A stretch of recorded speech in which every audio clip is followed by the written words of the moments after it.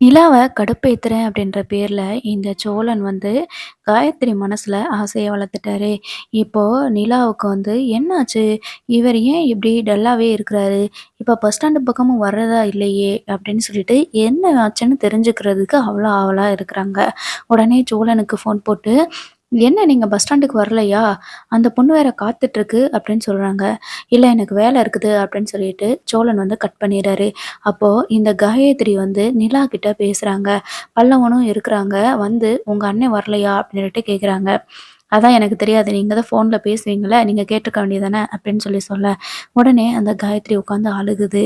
"ஏம்மா எதுக்கு அழுகுற?" அப்படின்னு சொல்லிட்டு நிலா கேட்குறாங்க.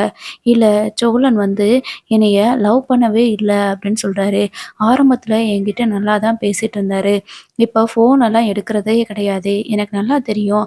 அவரும் என்னைய லவ் பண்றாருன்னு தான் நெனைக்கிறேன். என்னோட பிறந்த நாளுக்கு வந்திருந்தாரு. அப்ப அந்த ஃபங்ஷன்ல வச்சு, இவர் தான் என் ஆளு அப்படின்னு என் ஃப்ரெண்டு கிட்ட இன்ட்ரோடியூஸ் பண்ணேன். உடனே அதுல இருந்தே என்கிட்ட பேச மாட்டேங்கிறாரு. ஒரு நாள் ஃபோன் எடுத்து, நான் வந்து ஜஸ்ட் ஃப்ரெண்டா தான் பழகுனேன்னு சொல்றாரு.